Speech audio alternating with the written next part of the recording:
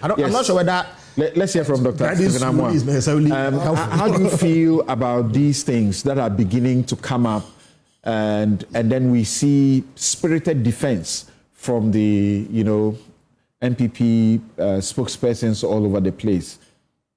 Samson, thank you very much. It's good that these issues, I'm sure you're in a better position to even analyze them more than me. I'm a financial economist, but I think you made a very good point that there are issues that generally people can comment based on what is prevailing.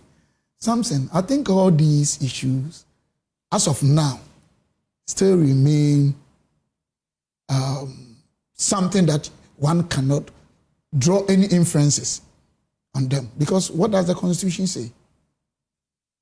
1992 Constitution of the Republic of Ghana talks about the fact that one cannot be declared or pronounced, or whatever your terminology is, presumed guilty, innocent unless a court proven, of competent jurisdiction, or you have yourself admitted your guilt. And it also talks about the opportunity to be given fair hearing. That's right. So I think as we are here at this juncture, there still remain allegations. I'm not condemning what is going on, and I'm not saying they are right. Okay. The only concern I have is that when the NDC came into power this time, within the shortest possible time, I think the speed is almost comparable to the speed of light. Those known to be NDC members, and by saying this, I'm not saying they have also committed anything wrong. I can't say that. Most of them are my friends and my brothers. And even apart from that, I have to be honest with you and God that I don't have any reason credibly to say they are wrong or right. But they were going through the judicial processes, which were their legal mandates.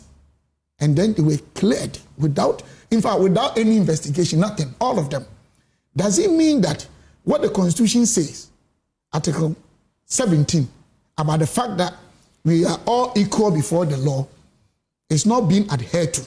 You are talking about the withdrawals and nolli prosequas. All those things. I'm not a legal person, so I may be wrong. If I go wrong, forgive me. Can we refocus the debate to what is happening? But I'm talking about the same thing. They are not different. I'm talking about why... That's a subject we have. So why the selective justice? Okay. Why the selective justice? Because I think they should have also allowed others to go through the processes and come out clean. Probably all of them hadn't even done anything bad. I hope you understand what I'm saying. So why they were asked to go somewhere? And the others, we had to set a new body to get people based. And we are talking about... Is it your view that because this has happened, if there is suspicion of wrongdoing about anybody in the SWAL administration, they should also be let go? No, not at all. Okay, thank you. Not at all, but I'm saying that Article 17 says what? Equality before the law. Equality. Fair playing field. Justice. That's what we are talking about. But is that what we are seeing today? And then something. One thing I'm also surprised at is that it looks like we are behaving like my brother Felix made a comment. And a lot of people made this comment. And the other day, on the floor of the parliament, maybe because of his busy schedule, I don't know whether he was there, I advise all of us that we should all be careful that things, when we are in government or even in opposition, we say about each other. That Ghanaians, some people see you not having much, then as soon as you come to power, you're having a lot. Something. You may be here today, you have your legal practices, you may be doing other things other people do not know. Honestly, I can tell you as a matter of fact, and I'll not mention name, ethically, that there are people who own properties and mansions today, they have big cars today, they are politicians. That I personally, and they are in NDC, that God is my witness that I used to give them money. It doesn't mean they can be richer than me today, because you don't know what they are doing. So this perception that somebody is in politics, he's rich or otherwise, I think they are statements that we should all be careful, not defining us in the light that even the public or external stakeholders we know the politicians who are business people. And we know those of them who have a track record of business and we can trace the source of their wealth. But as the Constitution know all of them. As a Constitution, do you know all of them? We know these politicians. And we know those that, like you and I, we have been friends from when? if suddenly something comes up with you and I don't know the source, I should be a little... But Samson, when you knew me almost 30 years ago, right, I was driving my cars. Of course. You knew me? Yeah. I wasn't driving the car bought for me by my father. That's right. When you knew me, as early as 1997, I was having my cars and my properties. I'm sure from that time to now, you don't know the additional things I do. This is what I'm talking about. This is what I am talking about. So let us be careful and make sure that we stay within the stipulates of the law and make sure that we don't... I'm one person that, you see, asset declaration is a good thing. But if you really understand how a financial economic structure or system is done properly per the standards of the world, will create a lot of problems. Okay. But we live in a country that sometimes you're even paid not through the right means. In fact, I was even suggesting that if you had one power, I would have advocated for the fact that if you are working with anybody on a regular basis and you are paying the person more than 500, it has to go through the bank. Because something, let's be honest, the way our system is, if we all want to be very honest, you may jail somebody who might not necessarily be guilty or even otherwise, or even let somebody go scot-free who might be guilty. So there are a lot of things we need to look at critically. Unless you don't trust our courts. Can I come back to the railways? I'm saying, allow me to also... Oh, you are not coming back to railways. Okay. Okay, go ahead. Samson, I think the work done by the previous regime when it comes to railway industry, I beg you, I'm not saying the concerns they are raising is rubbish. And that's why the courts are there. They fall within the discussions that I've put on this table right now. But something, we don't have to also live in a country that when there are great accomplishments, achievements, we water them down, creating an impression that everything about NDC, MPP, or government Stephen, is always specific. This is specific. That there was a certain sky train I don't have a problem. No, I have to ask you the question. Sorry. Hold on. Let me ask you the question. It's not about somebody's speaker. Okay, please. When I have to intervene, I intervene. It's your table. You go on. So we are not talking about railway as a global subject matter.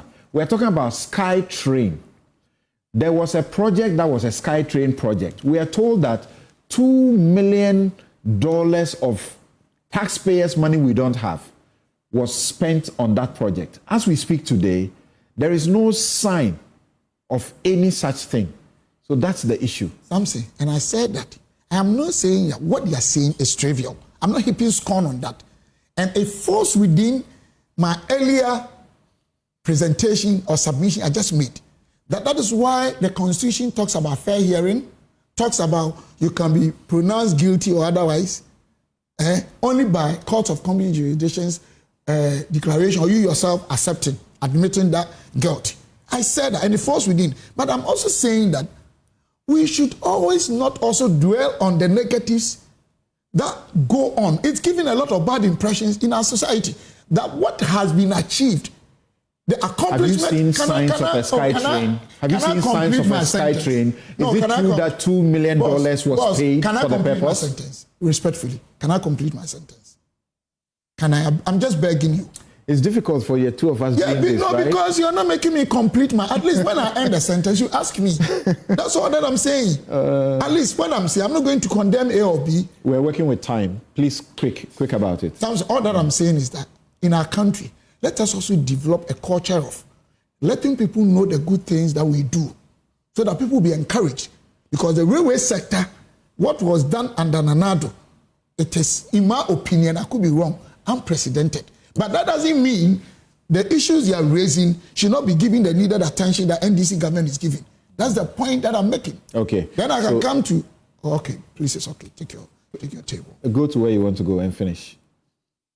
I think he surrendered. What I'm trying to say is Amoah's thing. Right. Amoah's statement about the president, in my opinion, he knows where he got his information from. If I were the president, okay, I would let the due process go on. Do you know why? We live in this country. People say a whole lot of things about Felix, about Stephen, about Samson, about anybody. They go scot-free. And it defines a certain opinion. And the public will see you and they think, hey, you are a thief, you are this. Now people hate politicians. But it's not every politician who is corrupt, whether it is MPP. That's correct. And also sometimes it clouds even the good things that politicians do in our country. And it's not only Abronya, it's not only under one regime. This thing has been going on for far too long. You live in a society that people conclude on almost everything.